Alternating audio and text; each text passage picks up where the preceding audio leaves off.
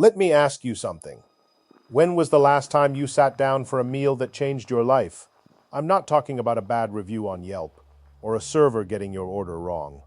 I'm talking about the kind of meal where you push back from the table and the world is just different forever. Now imagine that meal was your last. I know that's a heavy thought, but stick with me. This is a story about lunch. A lunch that started with laughter, clinking glasses, and the smell of garlic simmering in butter. A lunch that ended in hospital beds, organ failure, and a police investigation so bizarre, so twisted, it sounds like something ripped from a Scandinavian noir thriller. But it wasn't in Scandinavia. It was in a quiet, leafy town in regional Victoria, Australia, a town called Leongatha. This is the case of the Erin Patterson mushroom lunch.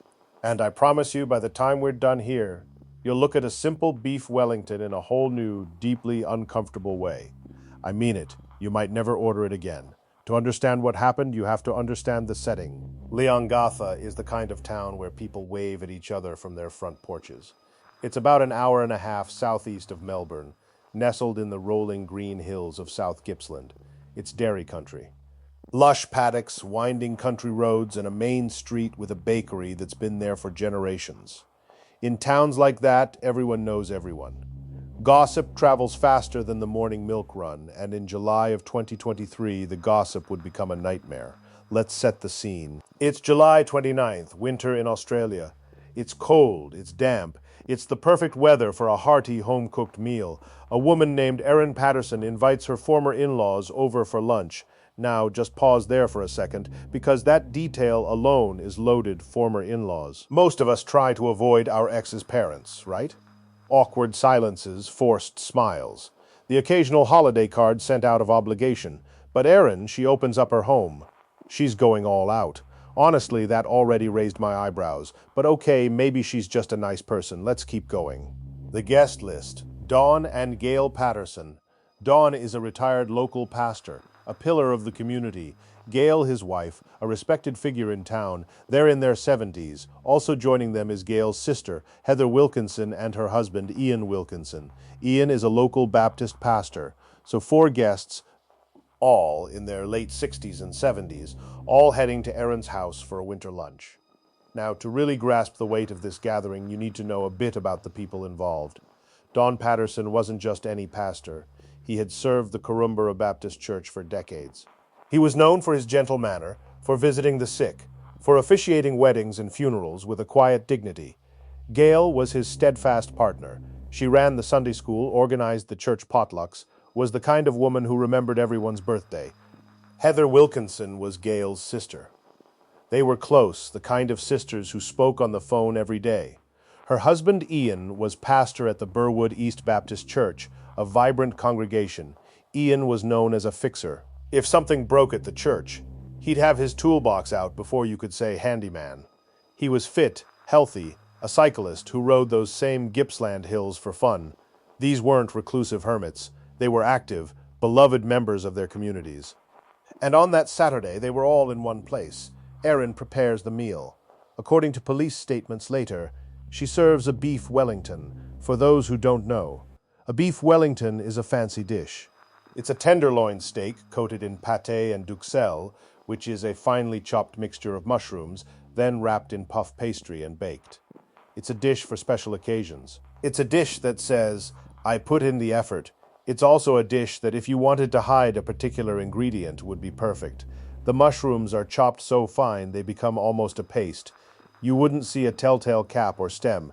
You'd just taste that rich, earthy flavor. Everyone sits down. They eat. Now, here's where things get strange right away. 3 of the guests, Dawn, Gail, and Heather, start feeling unwell, not just a little stomach gurgle. We're talking violently ill. Within hours, they're in the hospital. Dawn and Gail's son, Simon, Erin's ex-husband, was also supposed to be there, but he canceled at the last minute.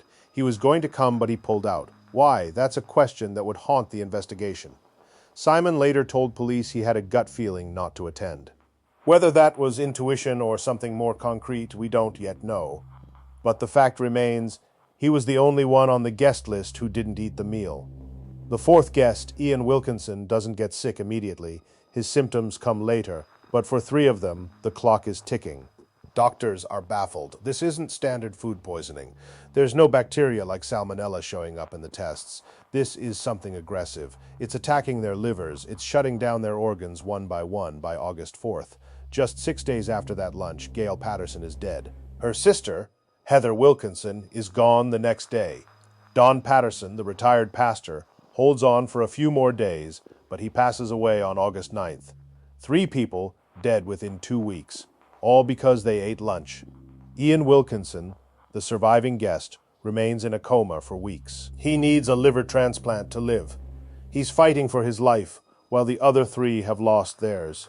So, you have to ask, what on earth was in that Beef Wellington? Police swarm the Patterson home. They treat it like a crime scene. They're wearing hazmat suits. They're seizing food processors, cutting boards, the oven. They're looking for poisons, they're looking for toxins, and they find it. The answer is hiding in plain sight. Mushrooms, but not just any mushrooms. The type Erin allegedly used, or at least the type that authorities suspect was in that duxelles, is a species known as Amanita phalloides, the death cap. Let me give you a little botany lesson, because it's crucial here. The death cap is not a stomach ache mushroom. It's not a seeing funny colors mushroom. It's a liver destroyer. It contains amatoxins. These toxins are heat stable. You can't cook them out. You can't fry them, boil them, or bake them in a puff pastry to make them safe. They are chemically built to attach to your cells, specifically your liver cells, and just stop them from working. It's a slow, brutal death. Victims often feel fine for the first 6 to 12 hours. They go to bed thinking it was just a bad meal. Then the violent vomiting starts. Then comes the honeymoon phase, where they actually seem to get better for a day or 2, but behind the scenes their liver is disintegrating, their enzymes go haywire, their blood stops clotting, their skin turns yellow, and then it's too late. That's exactly what happened to Don, Gail, and Heather. Now, the death cap is not native to Australia. It was introduced probably on the roots of imported European trees, but it's now found all over the cooler parts of the country, particularly under oaks and around established gardens. In Leongatha, with its lush vegetation and older properties, it wouldn't be unusual to find them. A forager, who didn't know what they were looking at, could easily mistake a young death cap for an edible puffball or a straw mushroom. The mistake is common enough that poison control centers in Australia issue warnings every autumn. But here's the catch. If you're foraging, you usually know you're foraging. You go out looking for wild mushrooms, you take a basket, you check your field guide, you post your haul on social media. Did Erin forage? Did she buy them? That becomes the central question. The police investigation unfolds methodically. They're not just looking at the lunch itself, they're looking at Erin Patterson's entire history, and what they find is a complicated web. Erin and Simon Patterson were married for about a decade. They had 2 children together. By all accounts, the marriage ended badly. There was a court-ordered parenting plan. There were disputes over property. Divorce is never clean, but theirs seemed particularly fraught. Simon, after the lunch, becomes a key witness, and his statements to police are chilling. He reportedly told investigators that he believed his ex-wife had tried to poison him on 4 separate occasions during their marriage, 4 times. He said he had previously suffered from mysterious illnesses after eating Erin's cooking, illnesses that left him hospitalized on at least 1 occasion. He described symptoms that, in retrospect, sound eerily similar to amatoxin poisoning, severe gastrointestinal distress, liver dysfunction, and a slow recovery. Now, is that paranoia from a messy divorce, or is it a pattern of behavior? It's easy to dismiss accusations from an ex-spouse, but when 3 people end up dead after eating the same woman's food, those accusations take on a different weight. Then there's the dehydrator. This is the detail that makes your skin crawl. When police searched the Patterson home, they found a food dehydrator. But they didn't find it in the kitchen. They found it in a local dump. Someone had put it there, wrapped in a plastic bag, discarded among the rubbish. Why would you throw away a kitchen appliance right after 3 people die from food prepared in that kitchen? Maybe it was an innocent spring cleaning, or maybe it was evidence. When police retrieved it, they tested it for toxins. The results came back positive. They found traces of the same deadly amatoxins inside the dehydrator. Erin later gave a long, rambling, emotional written statement to the police, which she also shared with the media. In that statement, she tried to explain. She said she used the dehydrator to dry the mushrooms herself. She claimed she bought a mixture of button mushrooms, shiitake mushrooms, and this is key, Amanita phalloides, which she insists she purchased from a supermarket. But wait, hold on, you can't buy death caps at Woolworths. That's not a thing. You can't buy the world's deadliest mushroom in the produce aisle. It's like saying you bought a jar of arsenic next to the pasta sauce. Supermarkets in Australia sell common cultivated mushrooms, white buttons, Swiss browns, portobellos, shiitakes, maybe oyster mushrooms if you're lucky. They do not sell wild harvested death caps. That would be illegal and frankly suicidal for the store, so either she's lying about where she got them or she was foraging. If she was foraging and she mistook a death cap for an edible mushroom, well, that's a tragic accident. A deadly one, but an accident nonetheless. But if she was foraging, she would have had to pick them, handle them, dry them, store them, and then grind them into the duck cells without realizing she was holding one of the most toxic organisms on the planet. Is that possible? Maybe. Foraging mistakes happen. People eat the wrong berries, the wrong leaves. It happens, but usually they happen to beginners. They happen once, and the victim is usually the forager themselves. They don't usually happen to someone who then throws the dehydrator in a dump, wrapped in a plastic bag, before police can get to it. And then there's the timeline. The lunch was on July 29th. The first person died on August 4th. But police didn't start treating the home as a crime scene until later. In that window of time, Erin had ample opportunity to clean, to dispose of evidence, to craft her story. She reportedly told friends and family that she had also become ill from the meal, though she later said she scraped the mushrooms off her portion because she didn't like them. That detail, scraping off the mushrooms, is curious. If you're serving a Beef Wellington, the mushrooms aren't just a garnish. They're a core component. They're layered between the meat and the pastry. You can't really scrape them off without deconstructing the whole dish. But Erin insists that's what she did. She says she only got a mild stomachache, took some medicine, and then went to a movie with her kids that afternoon while her guests were at the hospital. Can you imagine that? You've just served a meal. Your guests are violently ill. You take your children to the cinema. It's either the behavior of someone who has no idea how serious things are, or it's the behavior of someone who knows exactly how serious things are and is trying to project normalcy. Police also looked into Erin's shopping history. They obtained receipts, bank records, and phone data. They wanted to know, did she buy the mushrooms? If so, where? If not, did she search online for information about foraging or about poisons? The contents of that data haven't been fully released to the public, but it will almost certainly be central to the trial. Now let's talk about the aftermath, because it's not just a criminal case, it's a community torn apart. Leongatha is a small town. When 3 of its respected elders die suddenly, the shockwaves are immense. The local church held memorial services. Friends and neighbors left flowers, but there's also a quieter, more insidious effect. Suspicion. People started looking at each other differently. They started wondering about their own family lunches, their own dinner parties. A woman who lived down the street from Erin told reporters she'd never thought twice about accepting a home-cooked meal before, but now she's not so sure. And then there's the surviving victim, Ian Wilkinson. He spent weeks in a coma. He received a liver transplant. When he woke up, he learned that his wife, Heather, was gone, that his brother-in-law and sister-in-law were gone, that the lunch that was supposed to be a pleasant family gathering had become a mass casualty event. He hasn't spoken publicly, and it's hard to imagine what he could say. How do you process something like that? How do you even begin? Erin, for her part, has maintained her innocence. Her written statement is a mix of grief and self-justification. She writes about how much she loved Dawn and Gail. She describes them as kind, generous people who treated her like a daughter even after the divorce. She says she had no motive to harm them.